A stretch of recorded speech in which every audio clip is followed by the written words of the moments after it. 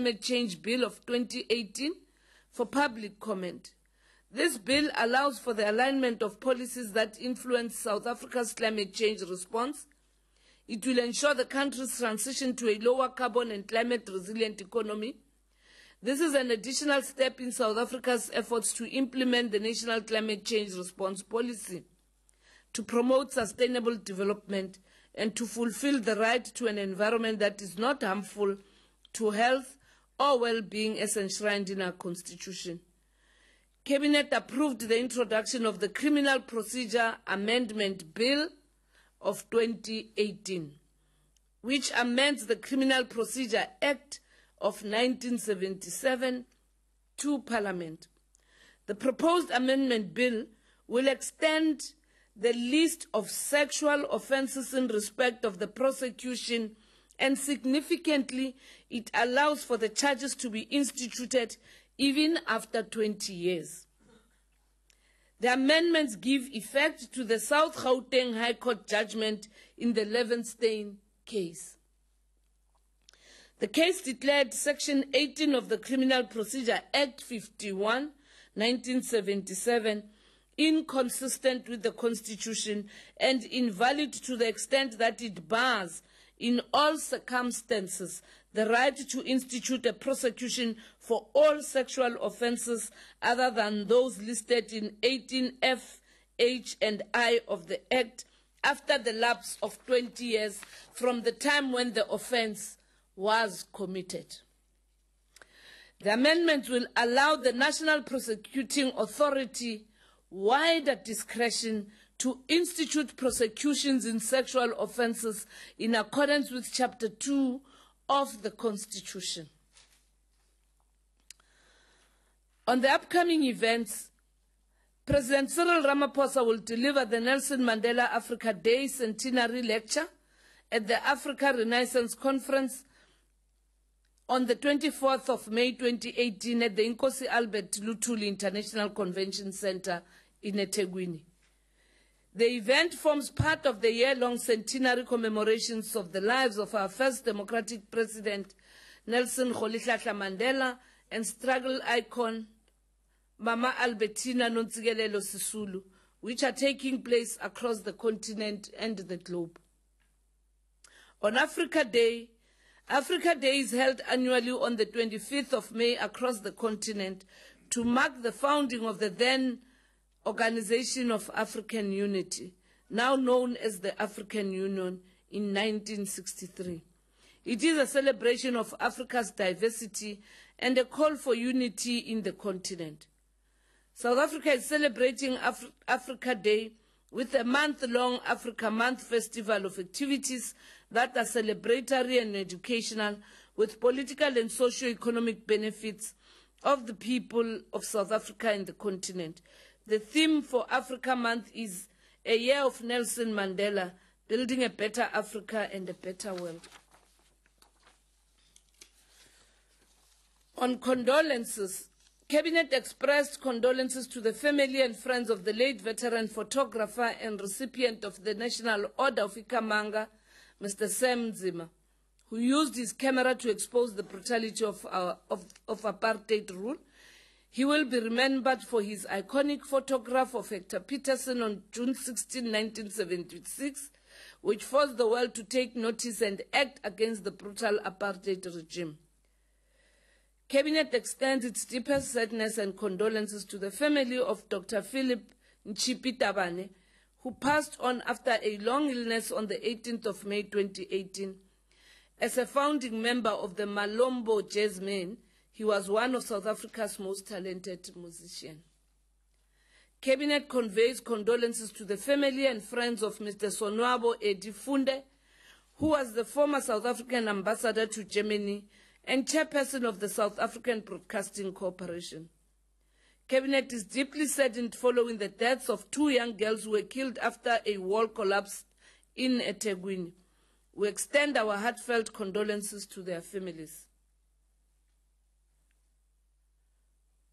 On congratulations, Cabinet commends Vusum Zindlovu, who came 7th in the S. Pellegrino Young Chef 2018 Awards that recently took place in Milan. His accomplishment has made South Africa proud.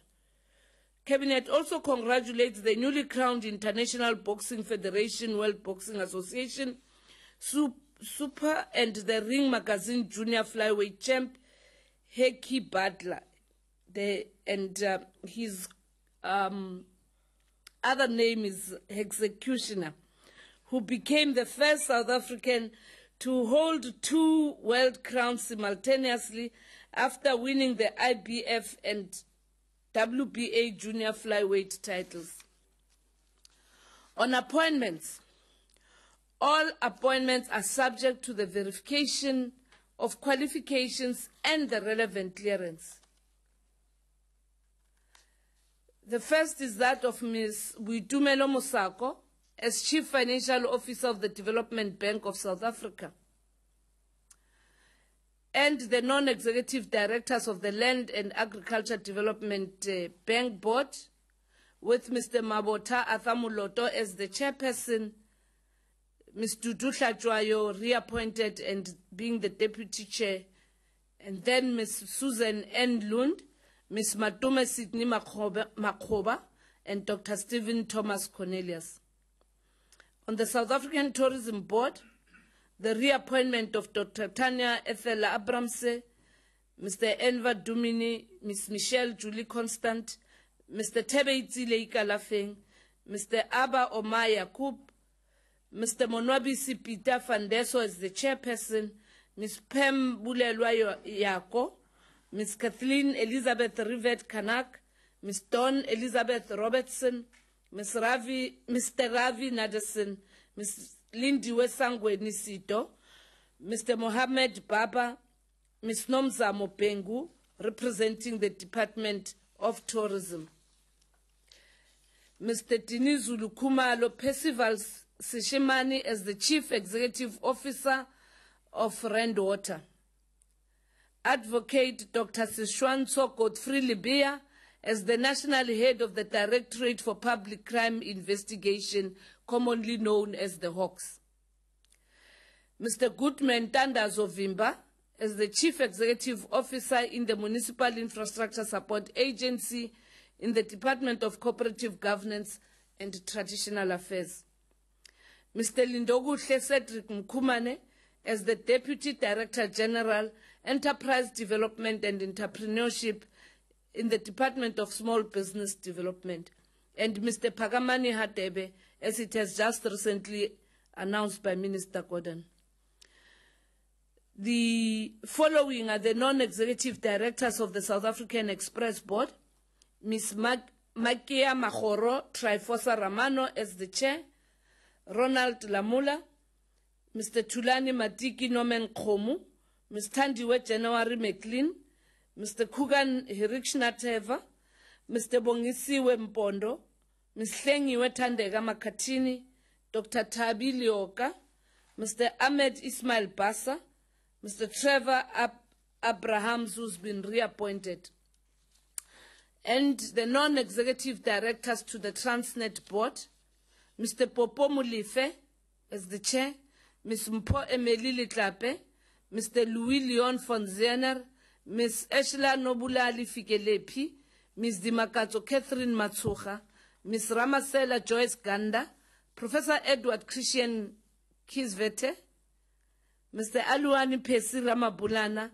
Dr. Folisani Signi Mufamadi, Ms. Vivian McMenamin, Advocate Opa Mutaung, and Ms. Gratitude Ramapaka.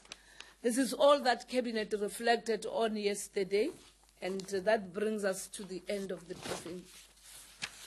Thank you very much, Minister. I think at this point we'll take questions. Pretoria. There are no journalists from the other side. Okay. Thank you. Thank you. Thabo.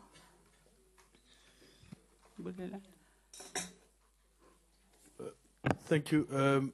Minister, my name is Thabo Mokonyane. I work for the Sunday Times. On the Northwest, you indicate that the IMC has been expanded. Can you just elaborate on the rationale behind the expansion of the IMC? To what extent is the situation dire in the Northwest? And the IMC report, I don't recall it being released to the public. Yes, there was a briefing, I think, last week, but the full report, can it be availed to us as the press? Thanks. Bulelani, you are the next. Hi, Minister. My name is Bulelani from SABC. I'm just trying to get to the practicalities of the Premier's office being one of the departments that is under the full administration. Now, in that event, following the resignation of Mr. Mahuma Bello, who do you appoint? You appoint a provincial person to run the department, or is it going to be a national person? I'm just trying to get a clarity on who's going to run that thing, given that it's under the full administration. Just a second on that IMCU report. We don't have it, so we don't. Oh, sorry, I apologize, Minister. My name's Hajra Marji. I work for Power 987. On the IMCU report on the Northwest, there was a press conference, but we never got the report. The President went further yesterday to say that various municipalities in the province are at the brink of collapse. So just the detail in that regard we are unclear about. And then secondly, to ask you to take this hat off and put your other hat on, will the discussion around who should replace Mahuma Bello, is that urgent enough, and should we expect an outcome by Monday next week, given that there's a NEC? Hi, Minister. Babalo Ndenze from Eyewitness News. Just on the Criminal Procedure Amendment Bill, just clarity, Minister, these amendments or changes to the Procedure Act, sexual offences going before courts after 2 decades, were these informed by these recent cases that we've seen in the media of people being sexually assaulted 2 decades ago, and has that movement of bringing these cases to the fore even after 10 years, for example, did that inform this decision? Thank you. Hi, Minister Wendell from Reuters. Just on page 6, the convention, the amendment to the Convention on the Physical Protection of Nuclear Material. Could you just tell us a little bit about what that entails? Are we looking at investing in physical infrastructure? My understanding is that most of the uranium and stuff is stored at Pelindaba. About 4 years ago, there was a break-in at Pelindaba. The security or lack of security at Pelindaba has been raised as a concern, I think, among others, by the IAEA. So I just want to find out a little bit more. Is this an investment in a new physical structure? Where is that structure going to be? Are you upgrading Pelindaba, etc., etc., etc.?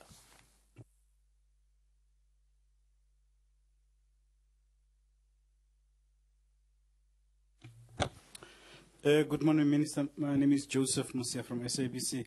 On the State Liability Amendment Bill, what is the rationale there? Are you, as Cabinet, saying South Africans who have been wronged by state hospitals are going to now receive reduced? Their claims are not gonna be reduced, or what's the issue here?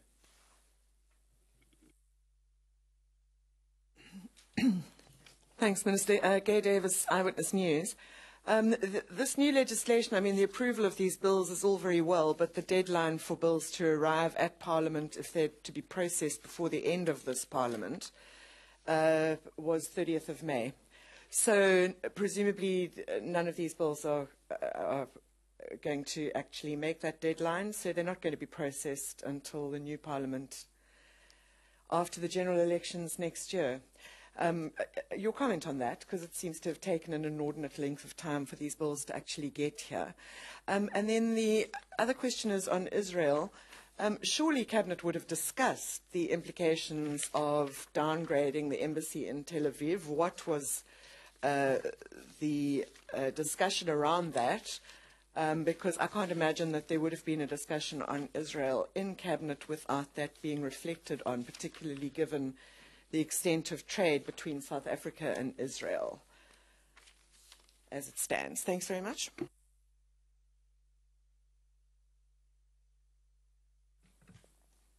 Thank you very much for the questions. I'll try and take all the Northwest issues together.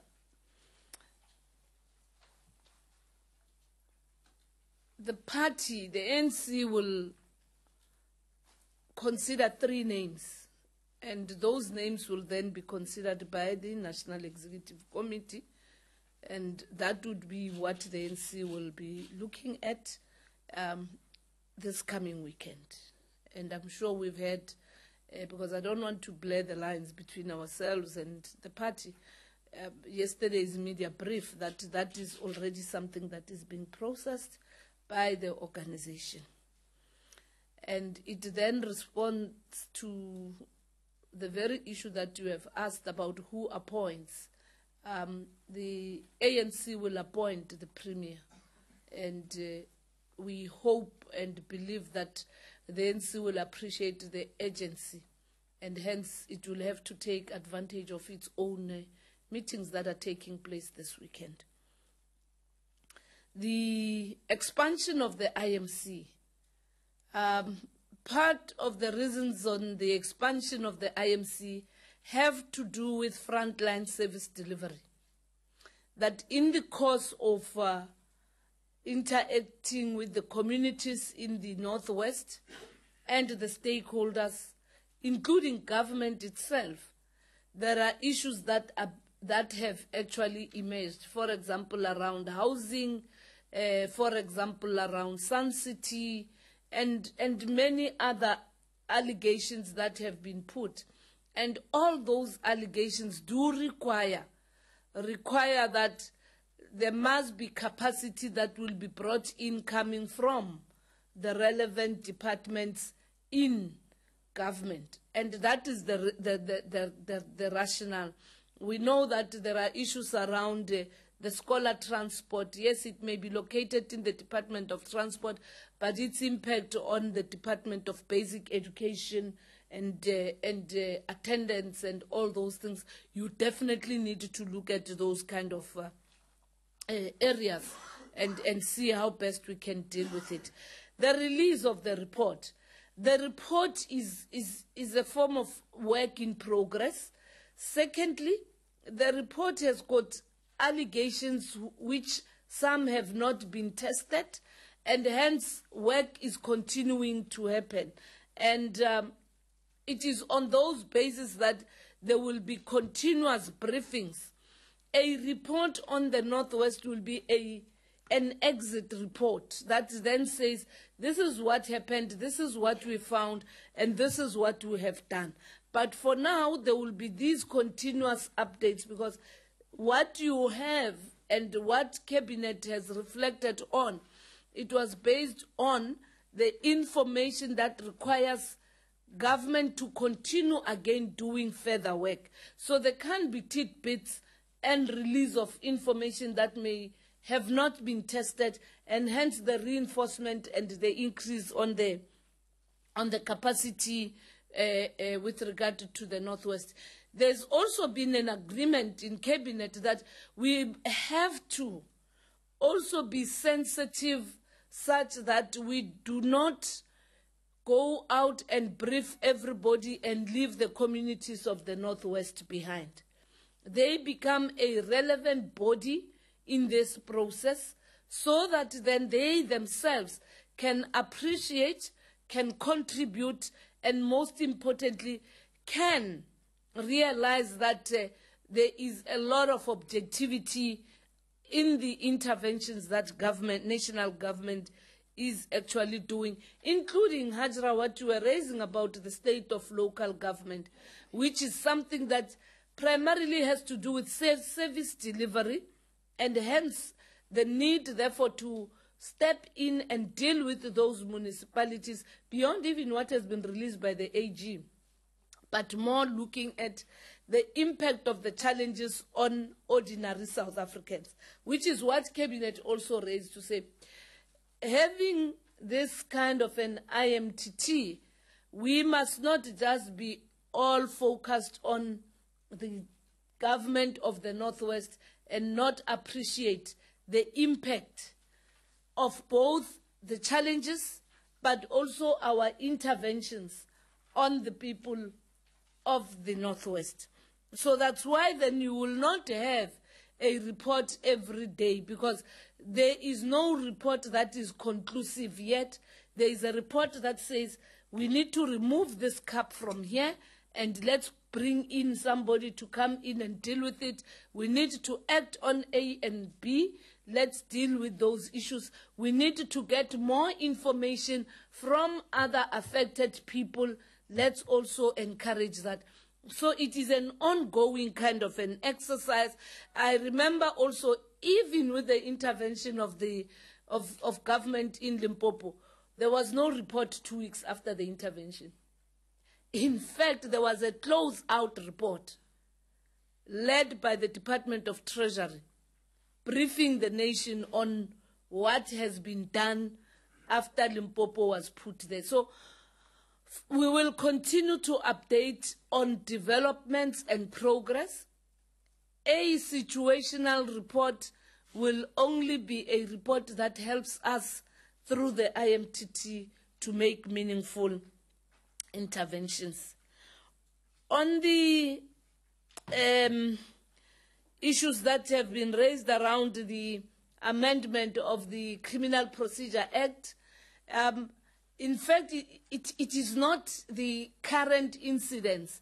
These incidents happened at a time when we were now responding and even borrowing from what has happened about more than 5-6 years ago, the Johannesburg South, the Gauteng South court judgment that exposed the gap in terms of our own laws, that we definitely have to deal with it.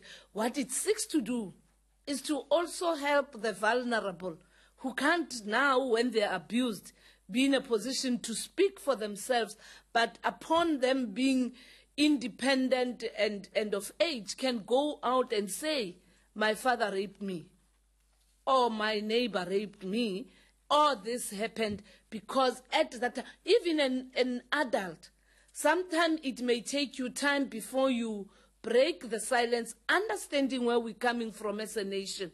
So it is that intervention, and it will then help the current developments, because now there will be a basis in terms of the law to prosecute for such crimes. And the thing around the handling of nuclear material, yes, it will require, even in the discussions in cabinet and cabinet committees, the issues were not just about investing in physical infrastructure. It was also about using advanced methods, use of advanced methods rather than absolute kind of solutions that were there in Pelindaba, and hence it was easy to break in and all those things. And adaptation as well to new technology, training and skill and reskilling of our human resource, including the disposal methods, how you handle them. So it is much more inclusive.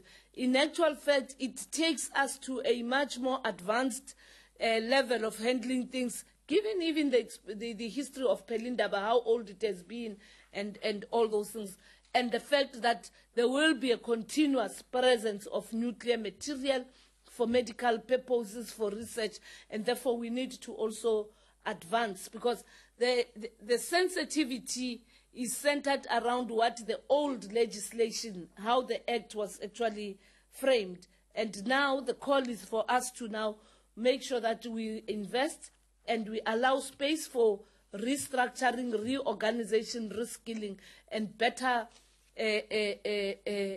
investment on new technologies. The state, the issues around state liability, we know. I think the best teacher is what has happened with the road accident fund, but also with what is happening. There will forever be that compensation. There will forever be that compensation. What this seeks to do is to make sure that the consequences and issues of liability must be to the benefit of the victim, the patient. Secondly, it must come in different packages and not in just one form. There may be interventions that may say you shall now get medication to help you recover rather than just financial compensation. And secondly, you shall be assisted to be taken to a particular level so that then your health can actually be improved, other than just financial compensation and it being seen as a one-size-fits-all kind of a solution where monies are actually disposed, but not necessarily to the betterment of the patient's health. So it is that we're seeking to do. The deadline on the bills, these are the bills that in the time frames of Parliament, they've been put as those that were in the pipeline. So they are already in the pipeline. They will then fit into the parliamentary program. I know that there's already 17 that are in the NCOP, and these ones were already highlighted as those that are in the between Parliament and Cabinet. And once we have done this, they then get ticked in because already they are in the programming of this term of office. So they will not miss this term of office. They are already tagged for that particular, for this particular term, unless the delays would be on the consultations and the interest that come and the concerns that will come through public participation in the parliamentary processes or Parliament itself. On Israel, we support, Cabinet agrees with the Minister of International Relations, and of importance, the discussions are going far beyond just the downgrading. It's also about economic relations, not only with regard to what is of benefit today at the expense of the lives of the people of Palestine. So it is a package that is all-inclusive. That includes also the lives of the people of Palestine and a permanent solution in Palestine. And amongst other things, that downgrading, Minister Sisulu will be briefing Parliament in the next sitting on other measures that South Africa must consider, but also on how we are going to do our bit in the United Nations and with the international community, not just on the side of solidarity, but also on the serious interventions that we believe have to be taken to bring peace and stability and realization of the two states in terms of Palestine and Israel. And also the thing that is quite important to register is that we really mean it. We mean it because we've had a life experience of living under the same conditions. And downgrading of an embassy against saving lives, we need to say what is the best that we can sacrifice. Thank you very much, Minister. I think we've come to the end of the briefing. Thabo? Northwest.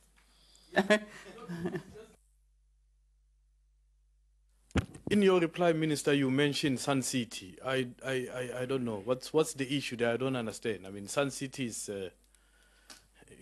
it's... The reason why, and I know why you're asking, the reason why I was citing it is that as the team is working there, things emerge.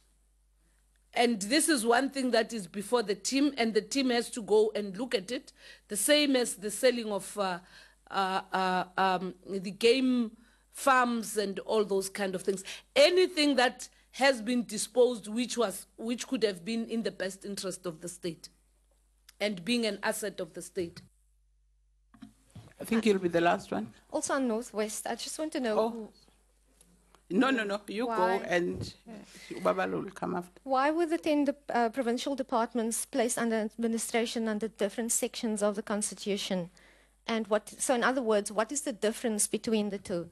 Thanks. Yes, in fact, it's a rider on Filder's question of specifically on the office of the Premier. What is the issue in that specific?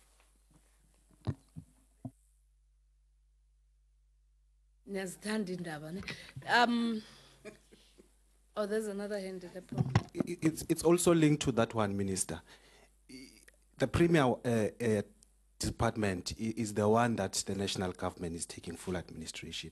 I understand that the ANC will have the 3 names and appoint that person, but in practical terms, would you agree with me to say that he will probably become a lame duck premier, given that if we are putting it under full administration, then there should be an administrator from national. And that's why I was asking Ayla, can you just give us a sense of, also given the sense that we don't know how long you're going to be placing this department under administration. Next year there's election, so what is he going to do?